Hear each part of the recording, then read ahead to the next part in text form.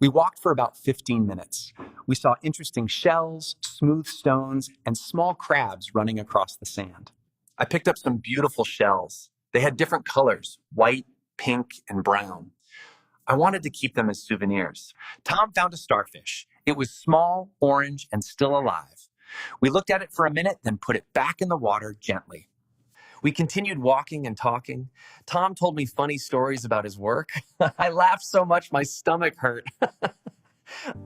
The afternoon passed quickly.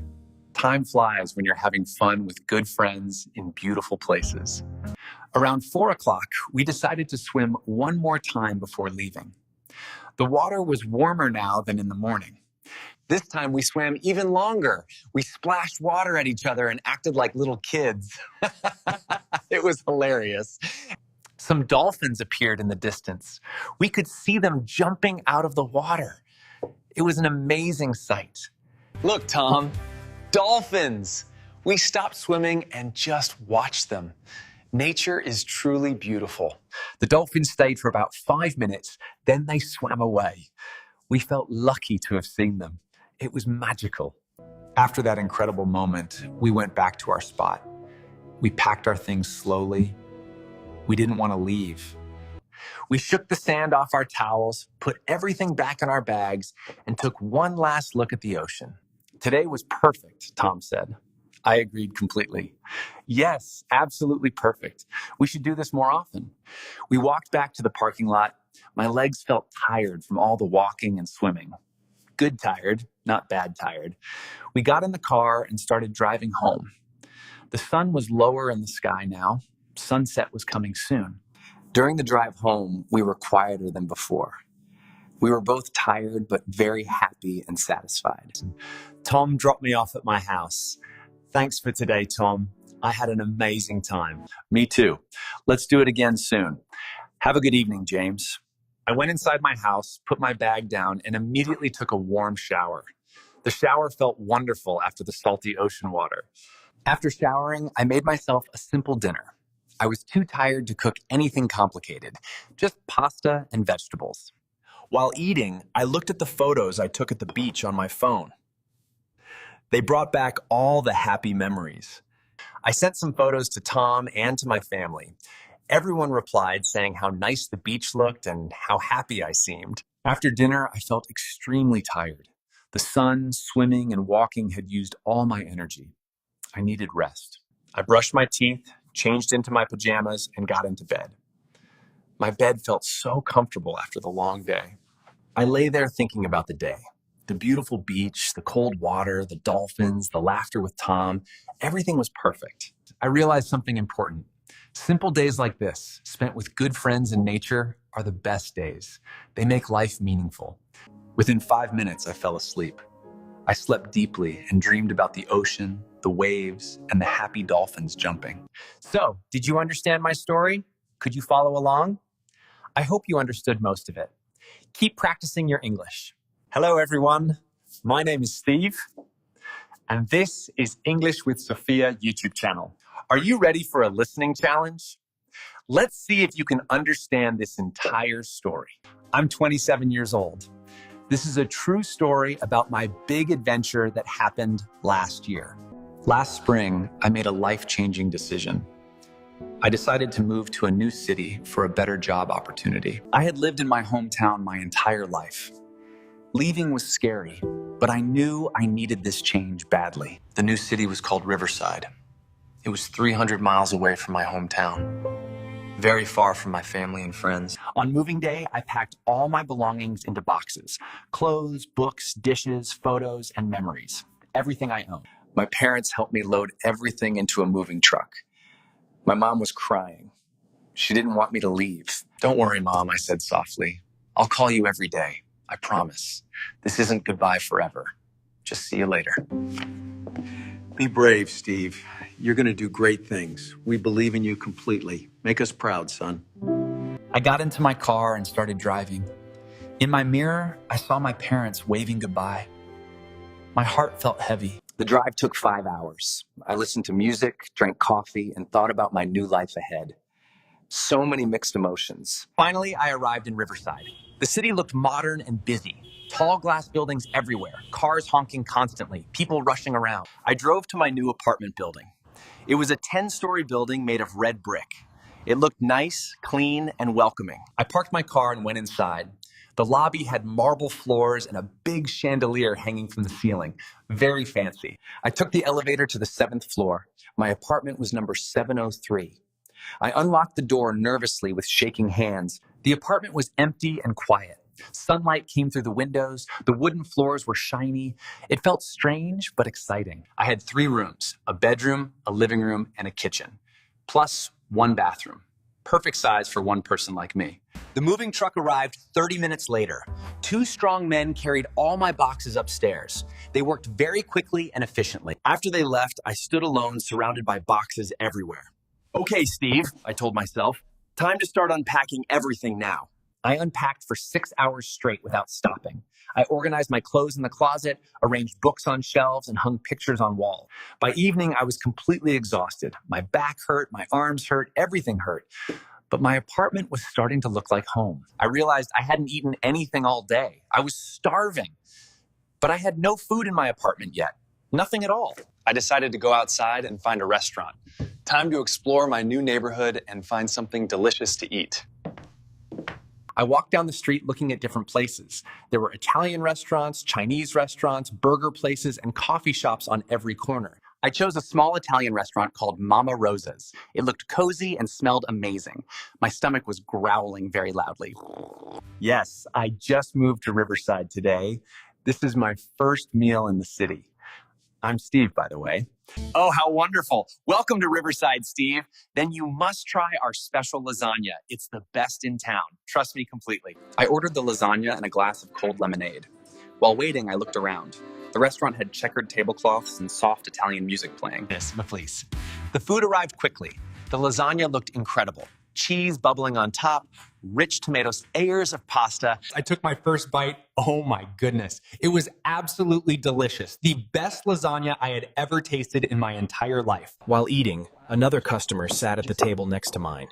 He was a young guy about my age, reading a sports magazine. I finished my meal, paid the bill, and walked back to my apartment. The night air was cool, refreshing, and calming. That night, I called my parents as promised. I told them about my apartment, the delicious food. See, Mom, everything is going to be fine here.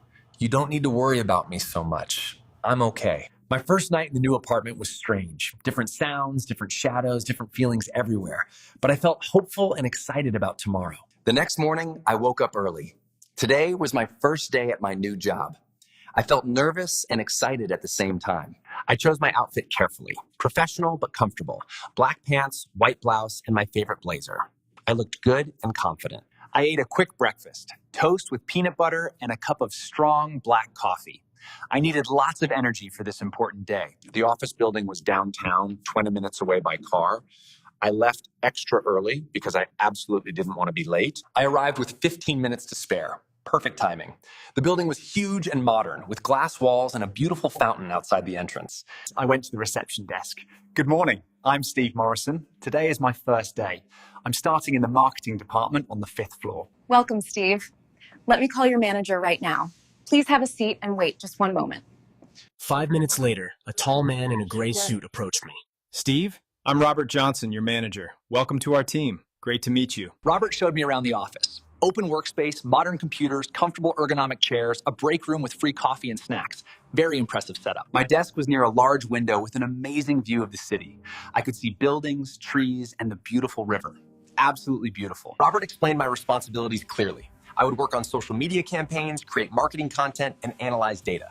Exciting challenges were ahead. My first day was busy, but really good. I learned new software programs, attended several meetings, and started my first project. Time flew incredibly quickly. During lunch break, 3 colleagues invited me to join them at a nearby sandwich shop. I accepted gladly. Making work friends already. Their names were Michael, Amanda, and Carlos. They asked me questions about my background and why I decided to move to Riverside. I told them about my hometown, my family, and my career goals. They listened carefully and shared their own interesting stories too. You'll love this city, Steve. There's always something fun happening here. Concerts, festivals, markets, sports events, everything. And the food scene is incredible, man. We have restaurants from every country imaginable. You'll never get bored eating here. That weekend, Marcus kept his promise. He picked me up Saturday morning in his car. Ready for a city tour, Steve? He asked cheerfully. First, we visited the downtown area. Beautiful old buildings, talented street performers, outdoor cafes, interesting art. We had lunch at the Riverside Park. We bought delicious tacos from a food truck and sat on the grass watching boats pass by slowly. This park is my favorite place in the whole city. I come here every Sunday to relax and forget about work stress completely. Next, he took me to the city library. It was enormous. 5 floors full of thousands of books, computers, study rooms, and quiet reading areas. I'll definitely come here often. I love libraries. They're like treasure houses full of knowledge, information, and amazing stories. We also visited a busy farmer's market. Fresh vegetables, colorful fruits, beautiful flowers, homemade bread. I bought some apples, tomatoes, and a loaf of fresh sourdough bread. Supporting local farmers felt good, responsible, and important. Thank you so much, man. You made me feel welcome here. I really appreciate your kindness and time. That's what friends do, Steve. Text me anytime. Let's hang out again next weekend, okay? We'll explore more places. Weeks passed quickly. I settled into my new routine perfectly. Worked during weekdays, exploring the city on weekends, making new friends constantly everywhere I went. I joined a boxing gym nearby. I met more people there who shared my interests in fitness and staying healthy. I also found a poker night that met every Thursday evening at a local bar. We played cards and had great conversations together. My apartment slowly became a real home. I added plants, a big TV, comfortable furniture, and sports posters. One day, my parents came to visit me. They wanted to see my new life with their own eyes. I was so excited to show them absolutely everything. I gave them a complete tour of my apartment, my office building, my favorite restaurants, and the beautiful Riverside Park. They were really impressed by everything. Steve, we're so proud of you, son. You were brave, and you've built a wonderful new life here. My mom hugged me tightly. I was so worried at first, she admitted, but now I can see you're happy. Looking back now, moving to Riverside was the best decision I ever made in my life. It taught me courage, independence, and real self-confidence. I learned that change is scary, but absolutely necessary for personal growth. Staying comfortable. I discovered that people are genuinely kind everywhere if you're open to friendship. I found amazing friends who support and inspire me every single day. So, did you understand my entire story? Could you follow all the details from the very beginning to the end? I really hope so. If you understood everything, congratulations. Your English listening skills are excellent. You should be very proud of yourself right now. If you missed some parts, don't worry at all. That's completely normal and okay. Watch again, practice more regularly, and you'll improve quickly. I believe in you. Remember, learning English takes time and patience. Every single day you practice, you get better and better. Never give up on your learning goals. Thank you for listening to my story about moving to a new city and starting a completely new life. I hope it inspired you somehow today. Keep practicing your English every single day. Listen to stories, watch videos, read books, and speak whenever possible. You absolutely can do this. If you enjoyed this story, please like this video and subscribe to English with Sophia for more English listening practice. It really helps us create more content. What about you? Have you ever moved to a new place? Tell me in the comments below. I'd love to hear your personal stories too. Goodbye, everyone. Hello, everyone. My name is Steve, and this is English with Sophia YouTube channel. Today, I'll tell you about my cooking disaster. Last Saturday, I decided to cook dinner for my girlfriend. Big mistake. I wanted to impress her with my cooking skills, but I had no skills at all. I chose to make spaghetti carbonara. It looked easy in the recipe video online. I went to the supermarket and bought all the ingredients. Pasta, eggs, bacon, cheese, everything. Back home, I put on my apron. I felt like a professional chef already. I started boiling water for the pasta. So far, so good. Nothing could go wrong yet. Then I tried to cut the bacon. The knife was sharp. I almost cut my finger. I put the bacon in the pan. The oil started splashing everywhere. Hot oil hit my arm. Ouch! I screamed. Cooking was more dangerous than I thought. This wasn't going well. The bacon was cooking, but I forgot about the pasta water. It was boiling over. Water spilled all over the stove. Steam filled the kitchen. The smoke alarm started beeping loudly. I ran to open all the windows. My neighbors probably thought my house was on fire. I finally added the pasta to the water. Oh. But I added way too much. The pot was overflowing. Meanwhile, the bacon was burning. Black smoke was coming from the pan. It smelled terrible. I turned off the heat quickly. The bacon looked like small pieces of coal. Completely ruined. I threw away the burnt bacon and started again. This time, I watched it carefully. The pasta was ready. I drained it in the sink. But I forgot to put a colander. All the pasta went down the drain. I stood there shocked. This couldn't be happening. I had no more pasta. I checked my cupboard. I found some instant noodles instead. Okay, plan B, I said to myself. Instant noodles were safer. Nothing could go wrong now. I boiled water again and added the noodles. This time, I watched everything like a hawk. Now I needed to make the sauce. I cracked the eggs into a bowl,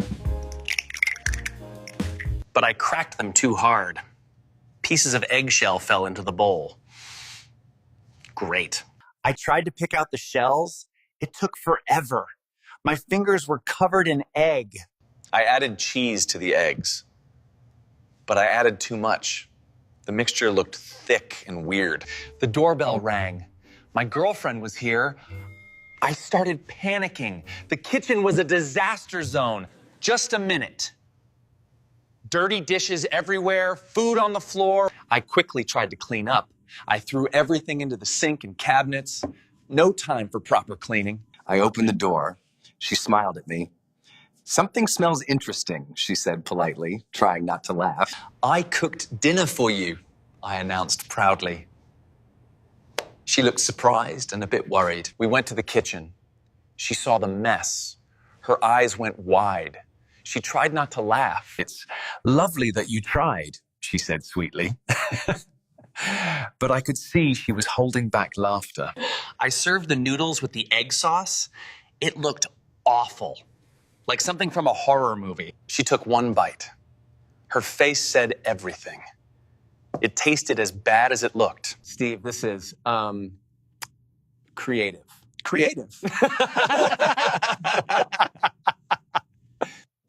We couldn't stop laughing. Tears were rolling down our faces. The situation was too funny. How about we order pizza instead? Best idea ever. I agreed immediately. We ordered pizza and cleaned the kitchen together.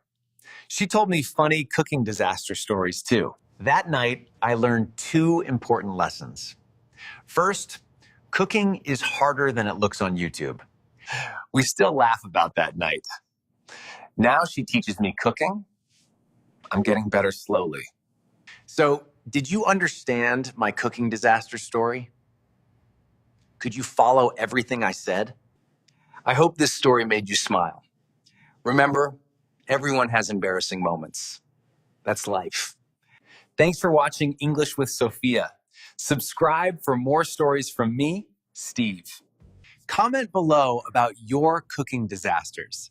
I'd love to hear your funny stories too. Keep practicing English every day. Listen, laugh, and learn. See you next time. Goodbye. Hi, I'm Steve from English with Sophia. Today, I'll share my first day at university story. I was 18 years old and very nervous. Everything was new and unfamiliar to me. I woke up at 6 in the morning. My alarm was loud and annoying, but necessary. I jumped out of bed quickly. Today was important. I couldn't be late for my first class. I took a fast shower and got dressed. I wore jeans and a blue shirt. My mom made breakfast for me. Scrambled eggs, toast, and orange juice. She was excited too. Are you ready, Steve? I nodded, but felt butterflies in my stomach. I grabbed my new backpack. It had notebooks, pens, and my laptop inside. Everything I needed. My dad drove me to campus. The drive took 20 minutes through morning traffic. We arrived at the main gate. The university looked huge. Buildings everywhere, students walking around. Good luck, son, my dad said. He hugged me tight. I could see he was proud. I walked through the gate alone. My heart was beating fast. This was really happening now. I checked my phone for my schedule. My first class was English literature at 9 o'clock. I had to find Building C, room 205. But I had no idea where that was. I looked at the campus map on my phone. It was confusing. Too many buildings and pathways. I decided to ask someone for help. A girl was sitting on a bench nearby. Excuse me, can you help me find Building C? I'm completely lost here. Sure, I'm going that way. Follow me. What's your name, by the way? I'm Steve. It's my first day. Everything is new and overwhelming right now. I'm Emma. I'm a second-year student. Don't worry, everyone gets lost at first. We walked together across campus. Emma pointed out important buildings along the way to help me. That's the library. You'll spend a lot of time there. It's open 24 hours. And that's the cafeteria. The food is okay. Not amazing, but not terrible either. We arrived at Building C. Here you are. Good luck with your class, Steve. Thank you so much. You saved me. I climbed the stairs to the second floor. Room 205 was at the end of the hallway. I opened the door carefully. The classroom was already half full of students, sitting and chatting quietly. I'm Daniel. It's my first day too. I'm majoring in English. Good morning, everyone. Welcome to English Literature. I'm Professor Anderson. She started talking about classic novels and famous authors. I listened carefully and took detailed notes. The class lasted 90 minutes. It was interesting and challenging. I enjoyed every single minute of it. After class, Daniel and I walked out together. That was intense, but good. Yeah. Professor Anderson is great. I think I'll learn a lot from her this semester. What's your next class? I checked my schedule on my phone again. I have history at 11, then lunch break, then math at 2. Cool. I have math at 2 also. Maybe we're in the same class. We exchanged phone numbers. Text me later. Let's grab lunch together. I found my history class easily this time. I was getting better at navigating the campus already. History class was fascinating.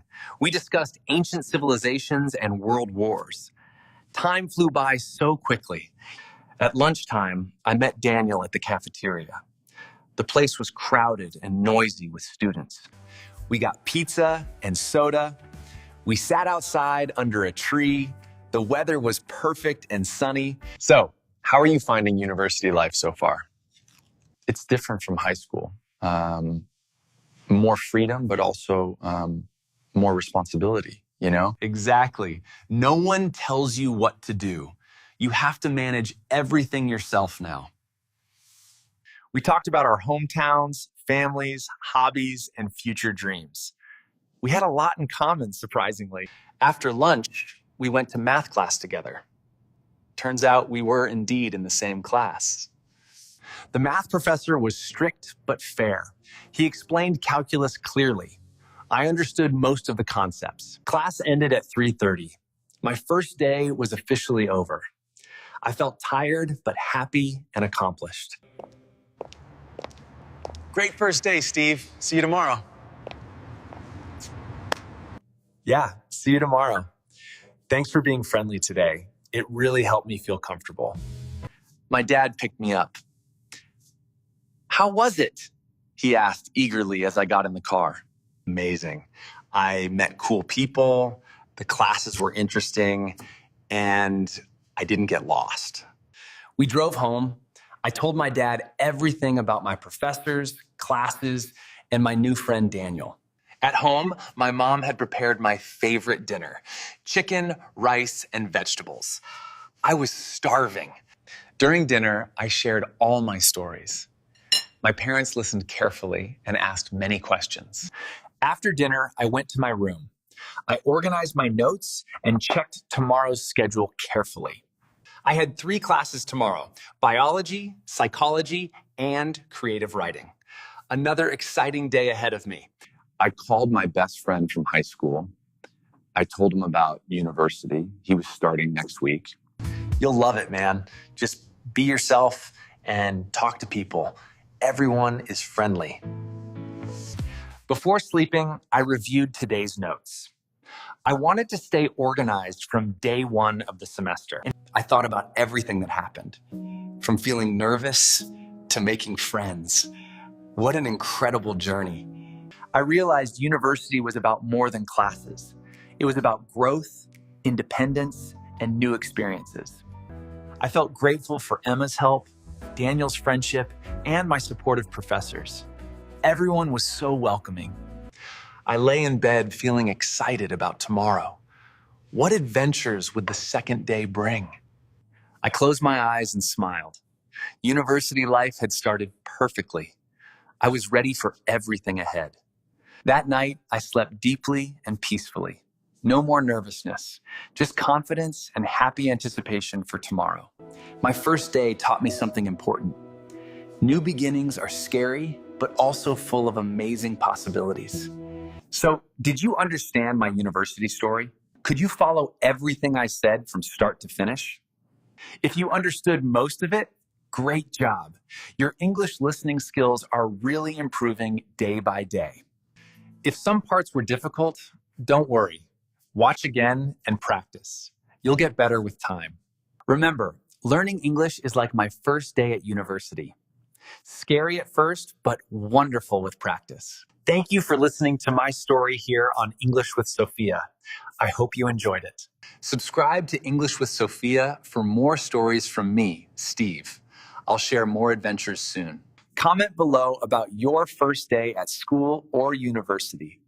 I'd love to read your stories. Keep practicing English every day. Listen, read, write, and speak. You're doing great. See you next time. Goodbye. Hi, I'm Steve from English with Sophia. Let me tell you about my worst job interview ever. I applied for my dream job at a big tech company in the city. They called me for an interview. I was so excited. This was my big chance, finally. The interview was scheduled for 9 in the morning. I prepared everything the night before carefully. I ironed my best suit, polished my shoes, and printed extra copies of my resume proudly. I set 3 alarms on my phone. I couldn't be late for this important interview. But that morning, all 3 alarms failed. My phone battery died during the night somehow. I woke up at 8:30, only 30 minutes before the interview. I panicked completely. I jumped out of bed and ran to the bathroom. No time for a proper shower today. I brushed my teeth quickly, splashed water on my face, and got dressed in record time. I grabbed my resume and car keys. I ran out the door without eating breakfast at all. The traffic was terrible. Cars everywhere, not moving. I was stuck on the highway desperately. I finally arrived at the building at 9:15. 15 minutes late. Not a good start, really. I rushed into the lobby. The receptionist looked at me strangely. Something felt wrong here. I looked down at my suit. Horror. I was wearing 1 black shoe and 1 brown shoe. In my rush this morning, I had grabbed the wrong shoes. How embarrassing was this? But it was too late now. I couldn't go home. I had to continue with mismatched shoes. The receptionist called my interviewer. Mr. Anderson will see you now. 5th floor, room 3, she said. I took the elevator up. My heart was pounding. I was sweating. This was already going badly. I found room 3 and knocked on the door. "Come in," a deep voice said loudly. I opened the door. Mr. Anderson was sitting behind a big desk. He looked very serious and intimidating. Good morning, Mr. Morrison. Please sit down.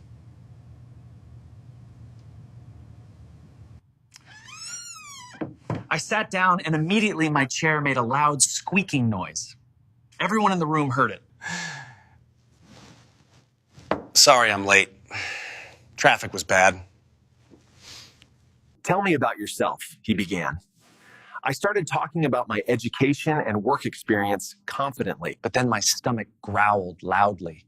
I hadn't eaten breakfast. The sound filled the quiet room. Mr. Anderson raised his eyebrow. I felt my face turn red. This couldn't get any worse. "Excuse me," I said quietly. He continued asking questions. I tried to focus and answer well. "Why do you want to work here?" he asked seriously. I prepared a great answer for this. But as I started speaking, I knocked over his coffee cup with my hand accidentally. Coffee spilled everywhere.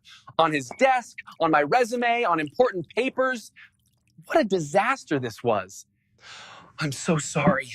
I jumped up and grabbed tissues from the desk. I tried cleaning up frantically. Mr. Anderson stood up too. He didn't look angry, just surprised. He helped me clean up quietly. It's okay. Accidents happen. But I knew my chances were ruined now completely. We sat down again. The interview continued, but I felt defeated. Nothing was going right today. He asked technical questions. I answered them well. At least I knew my stuff professionally. Then he asked, "Do you work well under pressure?" I almost laughed. Today was proving that. Yes, I believe I do. Though today was testing that theory badly. I shook his hand and left. Walking out, he finally noticed my mismatched shoes clearly. "Nice shoes," he said with a small smile. I looked down. I wanted to disappear completely. Oh no. I was in a rush this morning. I didn't notice. Well, at least you're honest. And you handled the coffee situation well. I left the building feeling terrible. Worst interview ever. I would never get that job, obviously. But 3 days later, my phone rang. It was Mr. Anderson.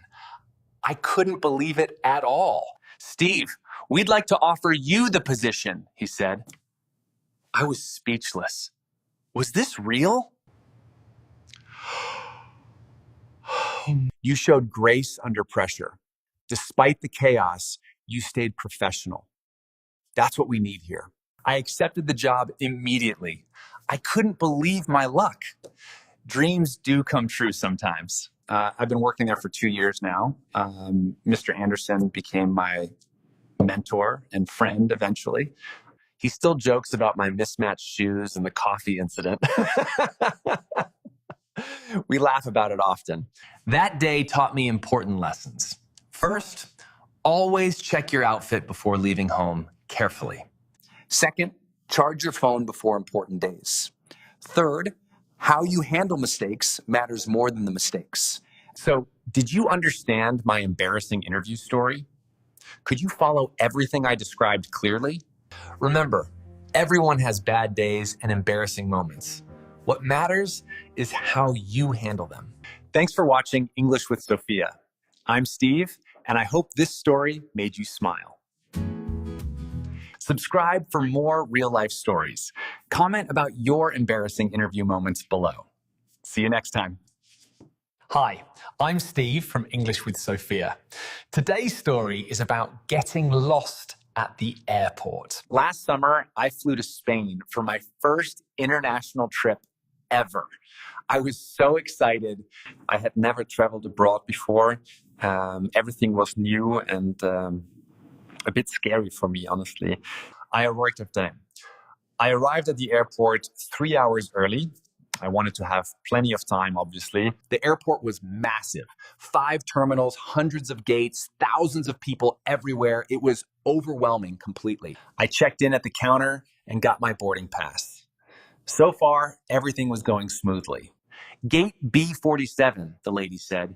Go through security and follow the signs. It sounded simple enough. I went through security. I put my bag, shoes, belt, and phone in the trays. The security line was long. It took 30 minutes just to get through it completely. After security, I looked for signs to Terminal B. But there were so many signs everywhere. Signs for toilets, restaurants, shops, gates, exits, trains. My head was spinning from all the information. I followed a sign that said Gates B40-B50. Perfect. That's exactly where I needed to go. I walked for 10 minutes down a long corridor. My gate should be here somewhere soon. But suddenly, the corridor ended. I was at gates C10 to C20 instead. How did this happen? I must have taken a wrong turn somewhere. I turned around and walked back confused. I asked an airport worker for help. Excuse me, where is gate B47? I asked politely. You're in the wrong terminal, sir. Take the shuttle train to Terminal B. Shuttle train? Nobody told me about any shuttle train before. I started feeling nervous now. I followed his directions and found the shuttle station. A small train was waiting there. I got on the train with many other passengers. The doors closed and we started moving. The train stopped at Terminal A first. Some people got off. I stayed on board. Then it stopped at Terminal B. This is my stop, I said to myself happily. I got off and looked for signs to gate B47 again. Still so many confusing signs. I walked up some stairs, then down a hallway, then up an escalator. Where was this gate? I checked my watch. 1 hour until my flight. I still had time, but I was getting worried. I saw a coffee shop and decided to ask for directions there. Maybe they could help. Excuse me, how do I get to gate B47? Go straight, turn left at duty free, then right after the bookstore. I thanked her and followed her instructions carefully. Straight, left at duty free, right after bookstore. I walked past expensive perfumes, watches, chocolates, and sunglasses in the duty-free shop. No time for shopping. After the bookstore, I turned right. Finally, I could see gates B40, B42, B44 ahead. I kept walking. B45, B46, and finally, B47. I found it. Relief washed over me. But when I arrived, the gate was empty. Nobody was there at all. Complete silence. I looked at my boarding pass again. Flight IB 352 to Madrid. Gate B47. This was right. Then I looked at the screen above the gate. It said, flight departed. My heart sank. What? Departed? But I still had 40 minutes. I checked my watch again in panic. Then I realized my terrible mistake. I had read the time wrong on my phone earlier. It wasn't 1 hour until my flight. My flight had left 10 minutes ago already. I missed my flight. I stood there shocked. What was I supposed to do now? I ran to the information desk nearby. I missed my flight. Can you help me? I asked. The lady checked her computer. There's another flight to Madrid in 3 hours, she said calmly. But you'll need to pay a change fee. It's 150 euros. 150 euros. That was expensive. But I had no choice at all, really. I paid the fee and got a new boarding pass. Gate A23. Different terminal again? This time, I asked 3 different people for directions. I wasn't taking any chances now. I took the shuttle train back to Terminal A. I found gate A23 easily this time. I sat down and waited. 3 long hours. I didn't move from that spot at all. I was too afraid to go to the bathroom or buy food. I might miss this flight too. Finally, boarding started. I was the first person in line. I was taking no risks. I got on the plane, found my seat, and sat down. Relief. I made it finally. That day, I learned important lessons. First, always double-check departure times carefully. Second, arrive even earlier for international flights. 3 hours isn't enough for big airports. Third, don't be afraid to ask for help. Airport workers are there to assist you. Now I'm an experienced traveler. I never get lost at airports anymore. Practice makes perfect. So, could you understand my airport adventure? Did you follow the whole story clearly? I hope this story helps you if you travel. Airports can be confusing for everyone. Thanks for watching English with Sophia. I'm Steve. Subscribe for more travel stories and adventures. Comment below about your travel experiences. Have you ever missed a flight? See you next time. Hi, I'm Steve from English with Sophia. Today, I'll share how I learned to swim. I was 23 years old and couldn't swim. I was embarrassed to admit it, honestly. All my friends could swim. They went to the beach and pool regularly without me. I always made excuses. I'm tired, or I have work, or maybe next time, guys. The truth was simple. I was terrified of deep water. It scared me completely. When I was 6, I almost drowned in a lake. That memory haunted me forever. But last year, everything changed. My friend invited me to a beach vacation in Mexico. Come on, Steve. It'll be fun. Beach, sun, swimming, and relaxation. I wanted to go badly, but I knew everyone would swim. I couldn't keep pretending. So I made a decision. I would learn to swim before the trip. I had 3 months. I searched online for swimming lessons. I found a local pool with adult beginner classes. I called and signed up immediately. Classes started next week. No turning back now. The first day arrived. I was so nervous. My hands were shaking as I drove there. I walked into the pool area. The water looked so blue and deep. My heart raced. The instructor was a man named Nick. He was friendly and smiled warmly at everyone. Welcome, everyone. Don't worry, we'll take it slow. Swimming is easier than you think. There were 6 students in the class, all adults, all beginners. I felt less alone. We started in the shallow end.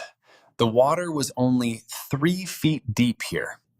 First, let's get comfortable with water on our faces. We practiced putting our faces in the water. It felt strange and uncomfortable at first. I held my breath and dunked my face under. 1 second, 2 seconds, 3 seconds. I lifted my head up. I did it. It wasn't so bad after all. Next, Nick taught us to float on our backs. Relax and trust the water, he said. I lay back slowly. Nick supported my head and back gently. The water held me. Now I'll let go. Just relax. The water will support you. He removed his hands. I panicked. I started sinking. Water went up my nose. I stood up quickly, coughing and sputtering.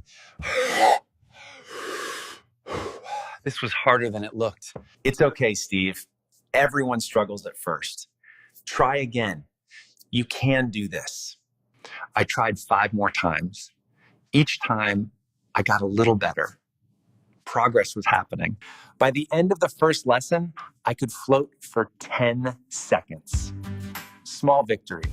The second week, we learned to kick our legs. This created movement in the water.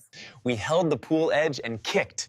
Splash, splash, splash. Water went everywhere around us. Kick from your hips, not your knees. Straight legs. I copied her movements. My legs were tired after just 2 minutes of kicking. Week 3 was about arm movements. We practiced the freestyle stroke on land first. Reach forward, pull back, reach forward, pull back. Then we tried it in the water. Combining arms and legs was incredibly difficult. My arms went right while my legs went left. I looked like a confused octopus. Everyone in the class laughed, including me. We all looked silly learning together. Week 4 was the big challenge. We moved to the deep end, 5 feet deep. You're ready for this, Steve. I believe in you, Nick said. Her confidence helped me. I jumped in. The water covered my head completely. I kicked up to the surface. I was floating in the deep end. I started swimming towards the edge slowly. My arms moved, my legs kicked, my head turned to breathe. I was actually swimming. I reached the edge and grabbed it. I did it. I swam in deep water. Tears filled my eyes.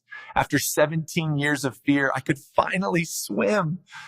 Incredible feeling. The other students cheered for me. Even Nick clapped. I felt so proud of myself. I continued classes for 2 more months. I got better every single week progressively. By the end, I could swim 20 laps without stopping. I was a real swimmer now. The Mexico trip arrived. I was excited, not scared anymore. This time felt different completely. On the first day at the beach, my friends were shocked. Steve, you can swim now? Watch this, I said. I ran into the ocean and swam out confidently and strongly. The water felt amazing, warm, clear, and beautiful. I was free in the ocean finally. We swam, played, and had the best vacation ever.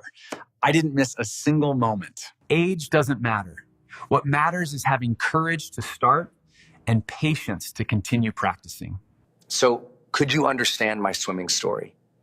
Did you follow my journey from fear to success? I hope my story inspires you. What skill do you want to learn? It's never too late. Hi, I'm Steve from English with Sophia. Today's story is about facing my biggest fear. I was terrified of public speaking. Just thinking about it made me sweat and shake. In school, I always avoided presentations. I pretended to be sick or asked for extensions. Last year, my boss called me into his office. Steve, we need you for something. Our team must present to 200 clients next month. You'll lead it. My heart dropped. 200 people? Lead the presentation? I felt sick immediately and terrified. I can't do that, sir. I'm not good at speaking publicly. Steve, you're the expert on this project. You must do it. No choice here. I left his office in panic. 4 weeks to prepare. How would I survive this? That night, I couldn't sleep. I imagined myself freezing on stage, everyone staring silently. Nightmare. The next day, my coworker Amanda noticed my stress. What's wrong, Steve? I told her about the presentation. I'll mess it up. I'll embarrass myself completely, I said. Listen, I used to be terrified too, but I learned techniques. I can help you. Amanda became my coach. Every day after work, we practiced together. She was incredibly patient, always. First rule, know your material perfectly. Confidence comes from preparation. I studied everything. Statistics, charts, talking points. I memorized every single detail completely and thoroughly. Second rule, practice out loud. Stand up. Speak like people are watching. I practiced in front of my mirror at home.